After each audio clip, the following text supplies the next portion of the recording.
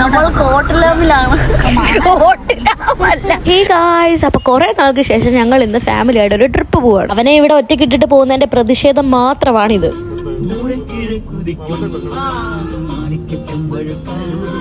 എവിടെയെങ്കിലും പോകുമെന്ന് പ്ലാൻ ചെയ്യുവാണെങ്കിൽ അച്ഛൻ പിന്നെ ഫുൾ ഓൺ. അതുകൊണ്ട് ഞങ്ങൾക്ക് വലിയ ബോറടി ഒന്നും ഉണ്ടാവില്ല. ആൻഡ് ഇവരൊക്കെ ഡ്യൂട്ടി ഹോളിക് ആയതുകൊണ്ട് നമുക്ക് വൺ ഡേ ട്രിപ്പിനെ പോകാൻ പറ്റത്തുള്ളൂ. അത് തന്നെ കിട്ടുന്നത് വലിയ കാര്യമാണ്. ഞങ്ങൾ ഒട്ടുമിക്ക ടൂറും പോയിട്ടുള്ളത് അച്ഛൻ്റെ ക്ലോസ് ഫ്രണ്ട് ആയിട്ടുള്ള വിനയരാജകളുടെ കൂടെയാണ്.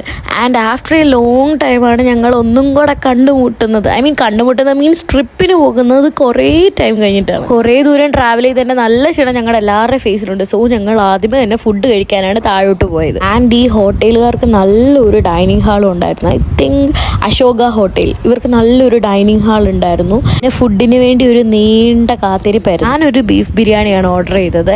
ആൻഡ് ഞാൻ കുറച്ച് ചിക്കൻ ബിരിയാണിയും ടേസ്റ്റ് ചെയ്യാനെടുത്തു. പിന്നെ ഫ്രൈഡ് റൈസും ടേസ്റ്റ് ചെയ്യാനെടുത്തു. അത് പിന്നെ നമ്മൾ ഫാമിലി ആയിട്ട് പോകുമ്പോൾ ഈ കൈട്ടെടുക്കൽ ഉള്ളതാണല്ലോ. അതങ്ങനെയാണ്, അതങ്ങനെ വരുള്ളൂ.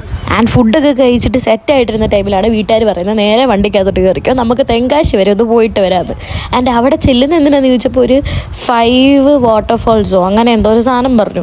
ആൻഡ് സത്യം പറഞ്ഞാൽ അത് ഒന്നും കാണാനില്ലായിരുന്നു. എന്തോ പറയാനാ, അവിടെ ഒന്നും ഇല്ലായിരുന്നു. വെറുതെ ട്രാവൽ ചെയ്ത് അവിടം വരെ പോയി. ആൻഡ് ദിസ് കട കേരളത്തിൽ 100 രൂപ കിട്ടുന്ന പല സാധനത്തിനും ഇവിടെ 300 രൂപ. അതിലും അവിടം വരെ വന്നതല്ലേ, അതിൻ്റെ പേരിൽ നമ്മൾ കുറച്ച് പൈനാപ്പിൾ അങ്ങനെ ഉപ്പിലിട്ട കുറേ ഐറ്റംസ് വാങ്ങിച്ച്.